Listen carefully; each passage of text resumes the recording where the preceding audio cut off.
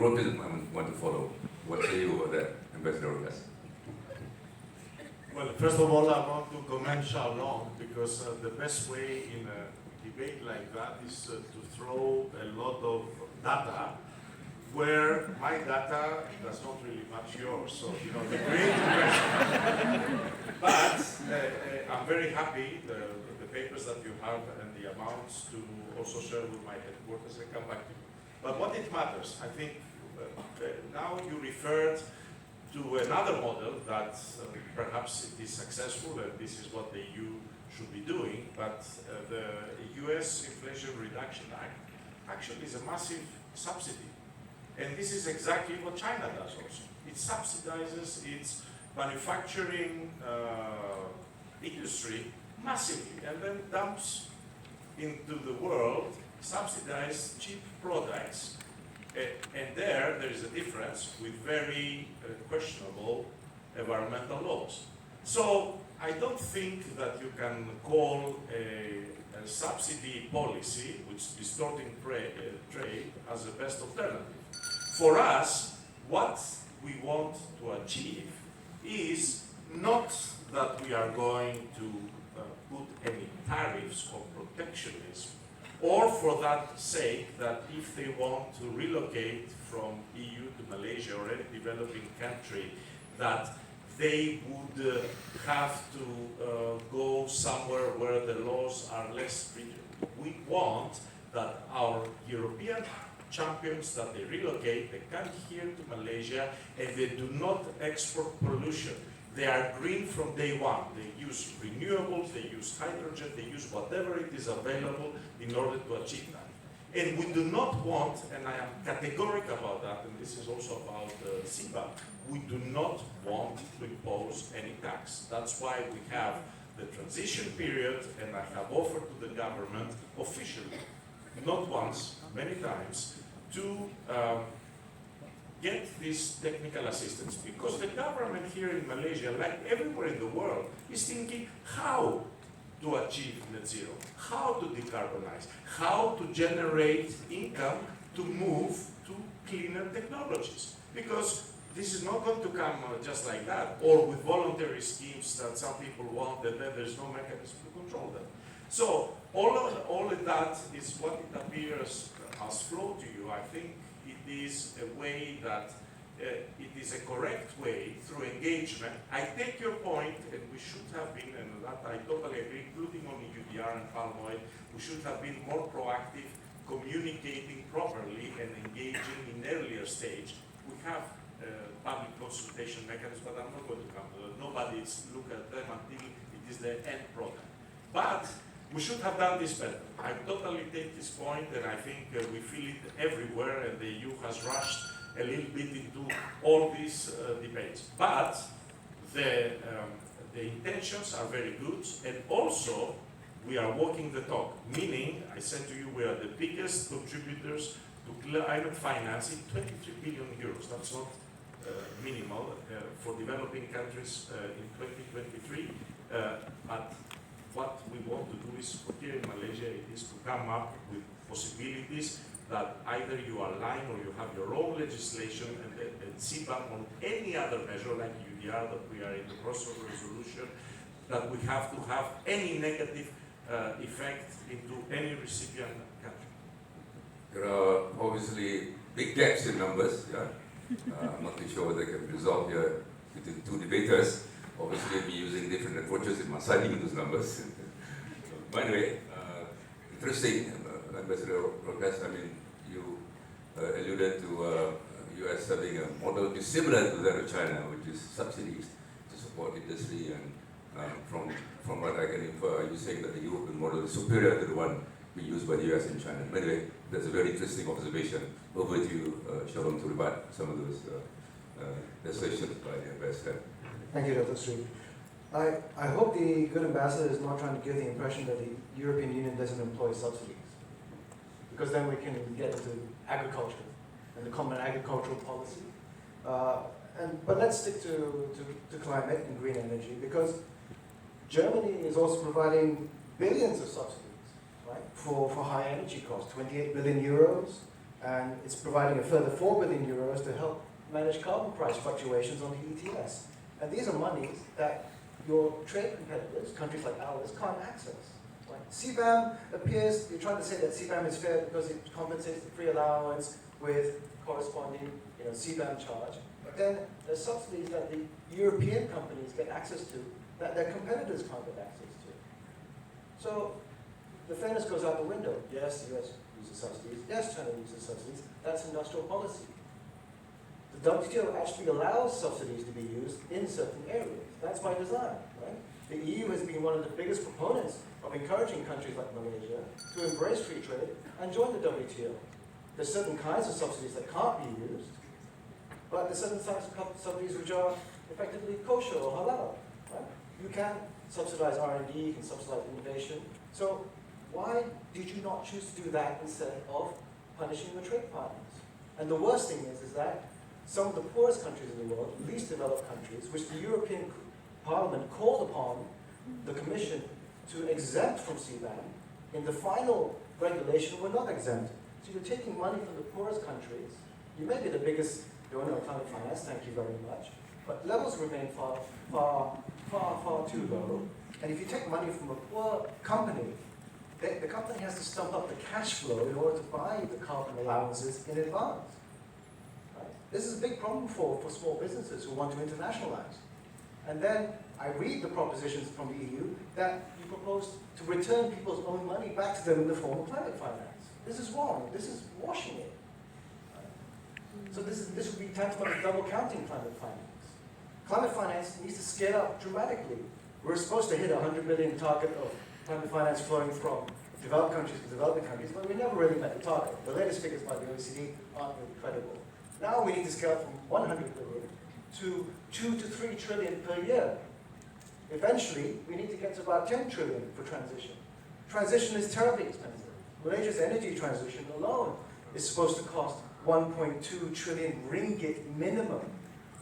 Right? We haven't even calculated how much adaptation will cost us. Cataclysm and climate catastrophe is going to be very expensive. Trade is one of the means by which developing countries can make themselves richer and more developed so that they can have the economic robustness to withstand these kind of pressures, but you're making trade more difficult through the introduction of CBAM. There is a fairer way to do it, and there is a better way to do it. It's also better for Europe as well to have access to empowering policies that actually generate innovation and genuine change and decarbonization in these dirty industries that CBAM is protecting. We can work together on it. But not if the EU says, I know best and you must adopt our ways. You don't hold a monopoly on knowledge. Is that the end of my time? Okay. Thank you.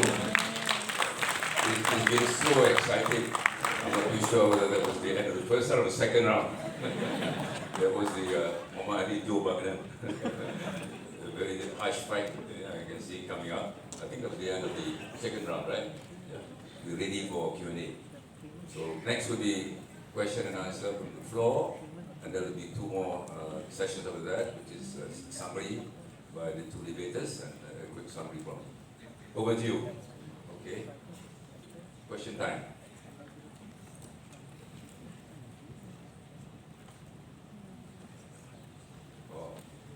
First mover, the one is, you don't understand. What's going on? It's so complicated. Hi, Arina from EY. I think the question I have for both for the panel is, when we talk about EU CBAM, I think there are so much complexities and the focus now is only on scope 1, scope 2. But if we understand emissions, or at least biodiversity and resource management, are we really having a holistic view and time frame of the transition? What we are seeing lacking is how different countries are playing to their strengths and not able to manage the weaknesses. So when it comes to CBAM, scope 1, scope 2, there is a huge gap on the scope 3 consideration and supply chain. So we don't want to have policies that is very much not considering a broader impact. So what are your thoughts on that? Okay, we'll have 3 in a go together. There was scope 3. I'm not too sure you know what scope 3 is all about. Anyway, question about scope 3. Yes, yeah. Thank you. I'm really enjoying this debate. Thank you to both the ambassador and Shardul. I can't decide whether I am short or tall. Sounds like the CBAM. No, Ambassador,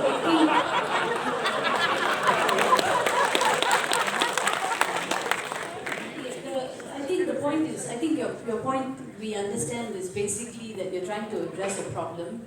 And the problem that I wish to raise is that given the complexity of how CBAMs are, there is an absolute refusal to even talk about this in the climate arena. I mean, I've been taking part in these climate COPs longer than Shardul.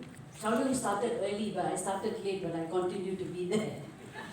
And there's been a persistent effort by developing countries under the Group of 77 and China to talk about unilateral trade measures, and particularly to talk about the CBAM and the cross-border impacts that it's having. This is only to have a discussion, and it's shot down.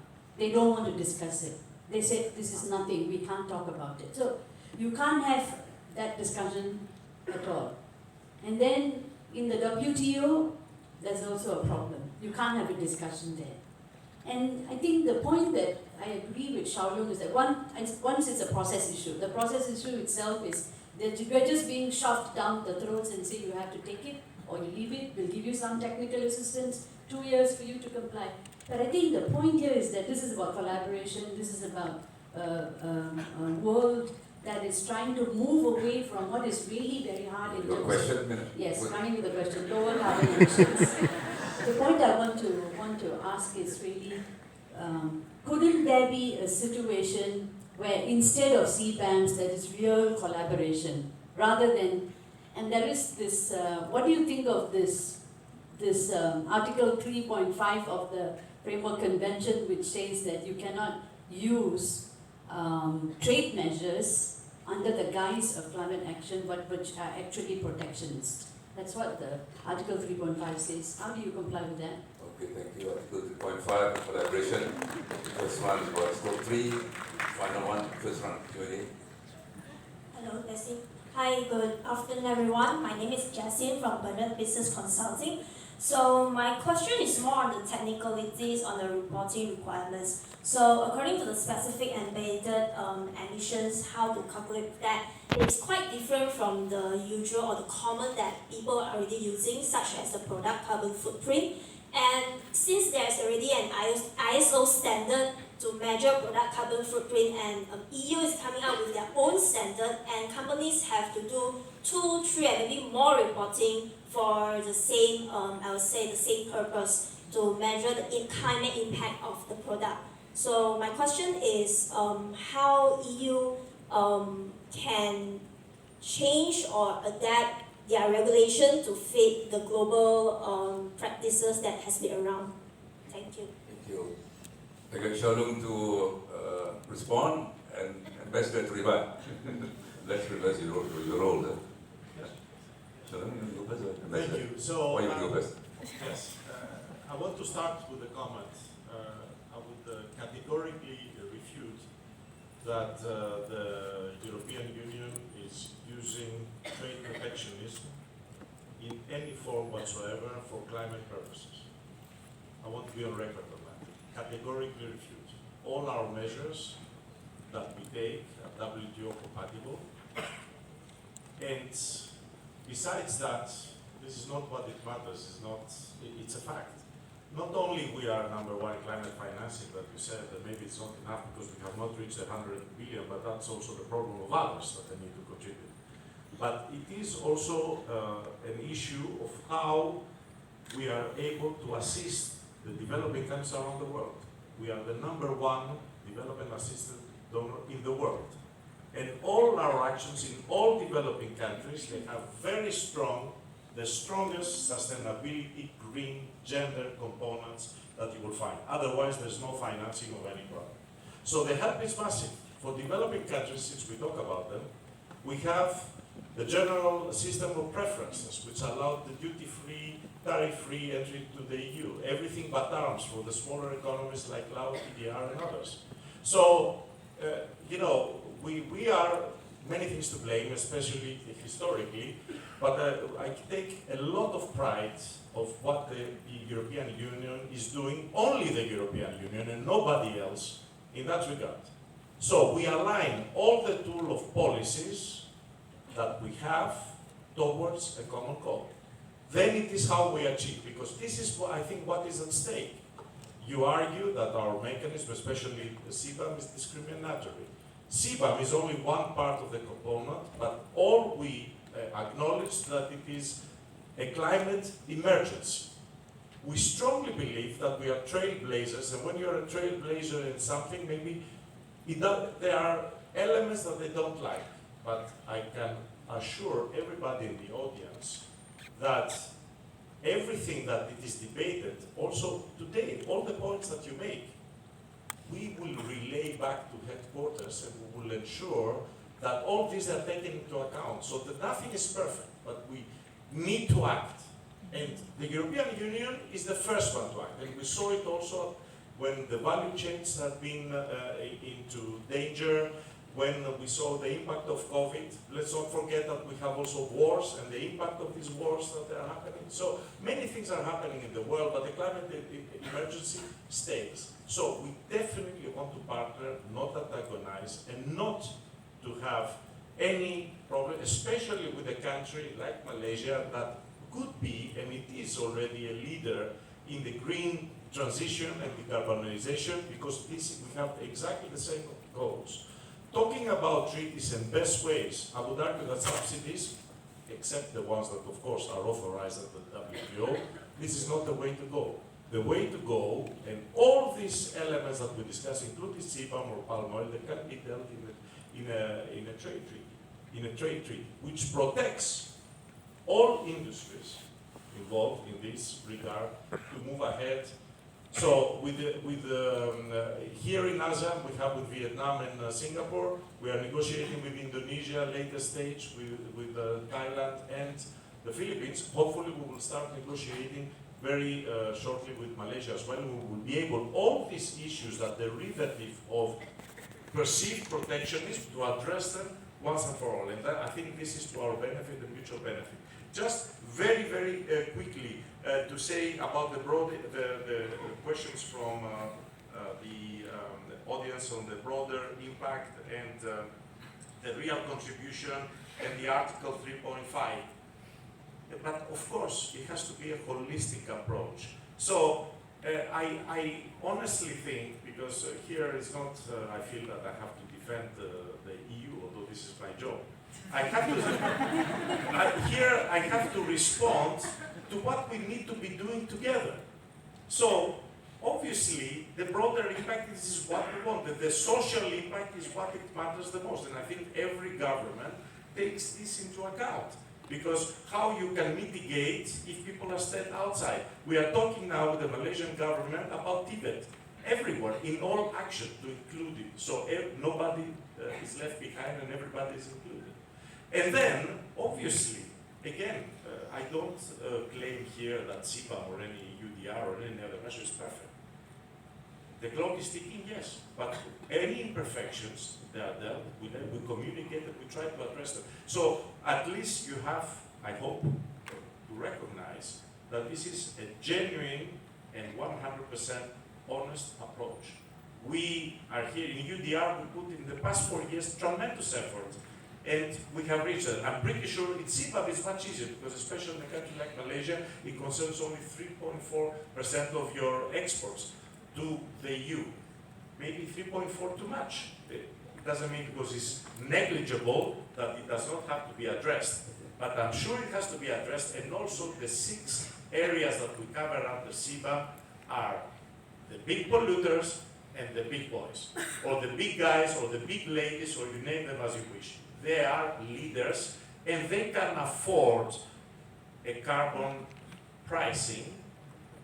Here in Malaysia, preferably, that's the idea. We don't want to collect anything, to be able to help assist the government mitigate and move, because otherwise how Malaysia is going to move to net zero if it does not regulate and if it does not impose some deadlines, and gives, of course, at the same time, green financing and incentives to the industry to do so. That is what it was ETS. ETS, it's not a trading mechanism, it is a mechanism that attempts to make everybody comply with the greening of the economy.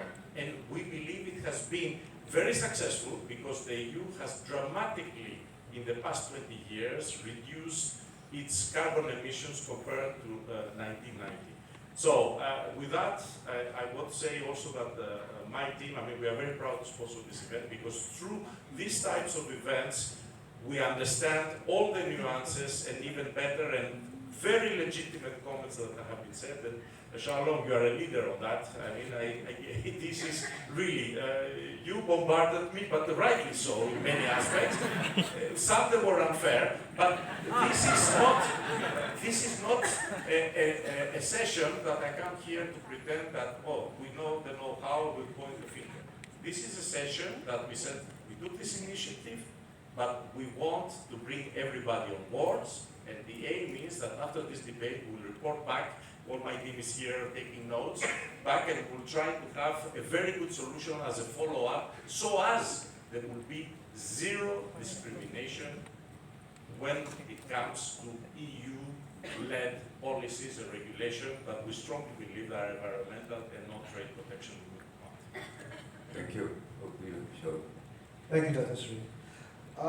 Before I start bombarding again, I do want to acknowledge and congratulate Michalis Rokas and the EU mission here for coming to speak about this debate this issue in public, because so far I haven't had a good impression of the EU's openness and transparency on this. And I would like you to convey this back to Brussels. I will share two experiences I've had. I was in Geneva last year for some economic meetings at the UN. And it turns out that the UN had been asked by the BRICS countries to prepare a report on having a sort of a clean economic way forward. And it's called the Positive Trade and Environment Agenda for the BRICS. And it includes some sections and some findings of UN economic studies on the impacts of CBAM on BRICS countries. Apparently, the EU was very upset with the fact that the UN did this study, and they requested that the EU, very strongly requested, that the EU take it down from their website. I was very lucky I was in Geneva because I managed to get a physical copy of the report, which I can't show you. This is my only copy. You know? If it was available from the website, I could just give you the link. Now, this is very concerning, because I thought the EU did stand for freedom of speech, expression, transparency. And then my other experience, also in Europe, actually I was in Bonn last year in June, at the intersessional meetings of the Climate Convention. And I was there on a panel to talk about industrial policies that would help with climate mitigation. And the EU delegate who was the co-chair of our panel, we were speaking to all the member states of the UN, nearly held up the start of our panel because they were busy deleting references to CBAM from the presentation of one of my fellow panelists who happens to be in the audience today. They said, you can't talk about CBAM, but it has industrial implications. Why can't we talk about CBAM at the UN? That sent a very worrying signal about the level of fear that the EU has over this policy. You're supposed to be confident. I mean, you are very confident about it, but I don't think it's shared by all your colleagues. It doesn't inspire confidence in us, who are your trading partners. And the level of discontent is growing, because when I was in Geneva, I also met with several WTO ambassadors, and they also have concerns as well. And the list of countries that are beginning to question and challenge CBAM at the WTO is growing. I'll just read it out, just to give you an impression. They include China, Russia, India, Paraguay, Turkey, Korea, Argentina, Thailand, Taiwan, Japan, South Africa, Indonesia, Saudi Arabia, there's more, Bahrain, Qatar, Brazil, Kazakhstan, Venezuela, Canada, Australia, New Zealand, and Egypt, so far. That's quite a lot. And they have concerns that CBAM could run against at least 4 provisions of the WTO. Article 1, most favored nations treatment. Article 2, applying tariffs on imports in excess of agreed bound levels. Article 3, treating imported goods worse than the same domestic goods. Subsidizing exports under the Subsidies and Countervailing Measures Agreement. Article 3.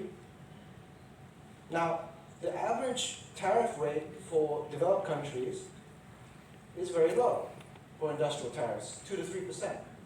But calculations by Indian scholars have indicated that when you apply CBAM, it basically increases the price of the goods by 20 to 35% over import duties. You're going from 2 to 3% to 20 to 30% order of magnitude. It's going to have a real impact on trade. It's designed to have a real impact on trade precisely because of how you have defined carbon leakage, because you're afraid of product competition coming from other countries. It doesn't exist in its own separate world where everyone is trying to do their best in climate. People are also trying to do other things.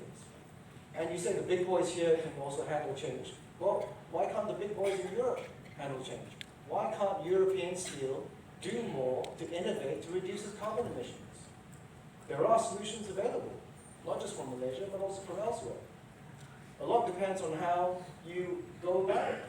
But the fact that you've given all these free allowances for decades has completely disincentivized them to change. And so you recognize that, okay, you're taking away the free allowances, but you're replacing them with other kinds of protection, trade protection. So those dirty industries in Europe remain protected. And the threat is that the scope of CBAM in Europe will expand. Okay, maybe our trade with Europe currently, CBAM only applies to 3.4%, and it's only 0.3% of our total world trade. But the European Union is not the only country in the world that is considering a CBAM. The US is considering one. Australia is considering one. Japan is considering one. Soon it will look like most of the developed country trade partners also want to consider one. And this idea of forming a climate club is explicitly mentioned in the CBAM regulation from the European Union. To form a club of the most developed countries, who are also the biggest climate polluters, to implement a CBAM and charge the rest of the world these kind of carbon prices, when in fact the money should be flowing the other way. And you're right, we are running out of time. We have this 2050 deadline. So I want to ask, why are the free allowances being phased out over a 10-year period? Why is it going to take you 10 years to phase out the free allowances? They've already had 20 years of free allowances. Why do they need another 10? We don't have that kind of system here. We've already set the target. We need to move. The signal has been given. Okay, thank you. All good things, you'll have to count an end. We have 10 more minutes to go. I don't see any hands. There can be one last one and we do the summary. Okay. The last segment, yes. Hi, my question is for the ambassador. You mentioned a lot of things happening, like the war. I will frame this as non-political as possible and relate this to climate. A new research has revealed that the emissions generated during the first few months of the genocide in Gaza were greater than the annual carbon footprint of more than 20 of the world's most climate-vulnerable nations. You've come up with CBAM, which is argued to be protectionism and non-WTO compliant. You've upped the tariffs on Chinese EVs up to 34%, which research says could lead to overall higher prices in EVs for European consumers. You don't condemn a genocide that is responsible for massive emissions caused by dropping bombs equivalent to 3 Hiroshima bombs in Gaza. My question is this really about climate, or is it about the EU's sole interest at the expense of others? Thank you. Thank you. Gaza and genocide, one final one, and that's it. I got to close shop, yeah. Hi, Assalamualaikum everyone. Dato' Sri Mustafa, the Minister of Workers and also Shaman. I'm Malaysian, but if I support Europe doesn't mean that I will have to change my passport. I'm still Malaysian. Dato' Sri Mustafa is the ex-minister of the Ministry of Trade and Organization of Malaysia. We know that in the international trade, every country has the specimen, every country has the legal. And doesn't mean that I would like to support the Europe initiative of CBER. But my stand is a bit different today, because I look at CBER as one of the initiative for the developed country to enhance or to support the energy, or this call it a climate finance now to be more green and good. So in terms of the, if we see that Malaysia, one of the developed country that doesn't support by Europe, but this data from MIDA, for this year Q1 from MIDA say that we have received the investors from Europe about 30.1 billion, and especially in Kedah. I'm from Kedah actually. So every country have their restriction and their guidelines to receive or to send the import products. So if we would like to say that the European countries is not supported by Europe, I would like to deny it. If we agree why Europe, especially Australia, come to Kedah and invest about 30.1 billion. So if we like to talking about the developed country or the poor country, yes, they are a bit left behind about the CBER. But Malaysia need to look forward to have one of the line or things that, you know, we need to put our standard at one. So one initiative we lead by European Union especially is one of the immediate emergent things to have in this level. Thank you. We have time for, we have about 7 minutes.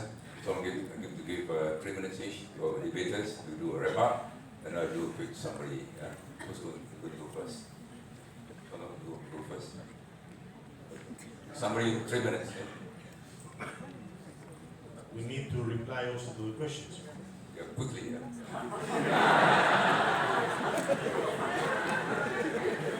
Well, because I don't want any question to be unanswered, but I will say the following to the first intervention.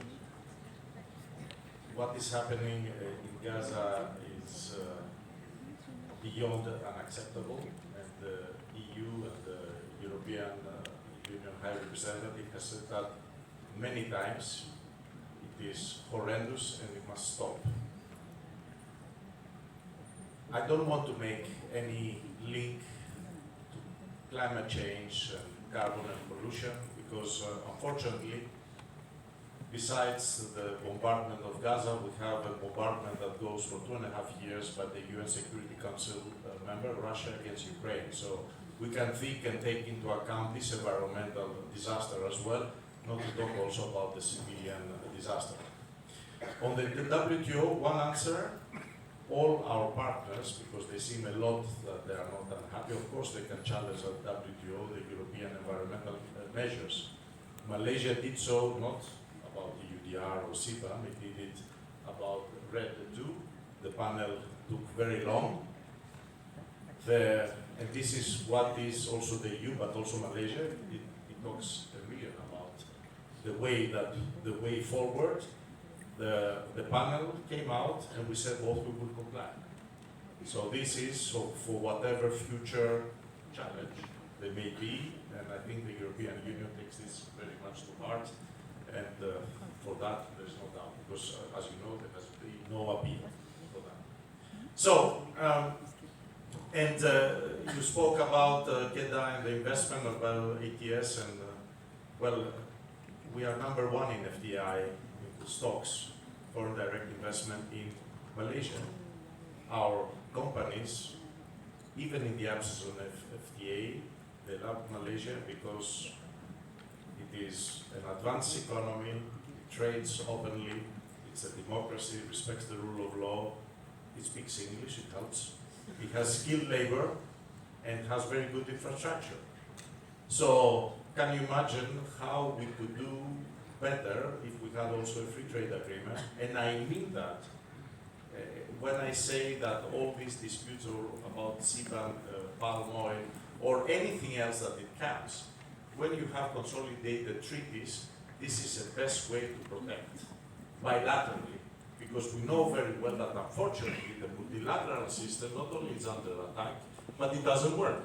Neither the UN is able to stop these two terrible wars that they are going, and many other conflicts that they are maybe more dormant or people they don't reach the headlines now. But also WTO is quite ineffective, and that's not because of European Union or Malaysia actions. We know about the appeal mechanism and the role of the US withdrawing from it.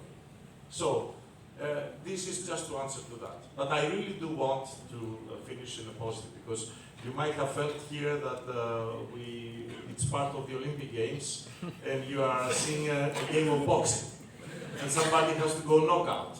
Neither Xiaolong nor me, I think. So this is a big decision, I hope. That's your decision to make. But I think I want to make a very a way forward. First and foremost, all what it comes from this debate, as I said, is going to be reported back, and rest assured, you have access to many data that I don't, and you have traveled, and you have been in witness areas in Geneva. It's very difficult for me to comment when I don't know these debates, but I would be really immensely surprised if the EU is nervous about freedom of speech or try to hide anything. I mean, normally we are well known for assuming responsibility or being too weak to react in many times. But if it is so, I would convey all this and rest assured that it will be a follow-up. But what we want to achieve here is the common goal. I think as a EU we do perhaps not our best, but we are trying to do our best to play our role as a leader in green mitigation, adaptation, net zero, and decarbonization. And we want to partner with all countries, especially with ASEAN, in the extreme responsibility that you are taking over with ASEAN 2025, with ASEAN as the two leaders of regional integration in the world. Besides that, we want peace in the world, so it would be a fantastic opportunity to work together for ASEAN 2025 under Malaysia's chairmanship to achieve that, but also to find a way, not only to the conflicts, but to find a way on the green transition and how it should best happen. I am pretty sure that all this, which sounds complicated and terrifies and maybe gives the impression that it's protectionist, it can be addressed in the time that it is, not before the entry into application, daily. And I am quite sure that what you present a little bit light, that it is a technical assistance, or there was also a comment from the panel that maybe we get away by offering some maybe lollipops in the process. It is not, because I truly believe the industry leaders, they are also concerned about it, and we do not want, with our actions, to discriminate, but we want absolutely to create and forge trusted and long-term partnerships, and for us, Malaysia is a priority. Thank you.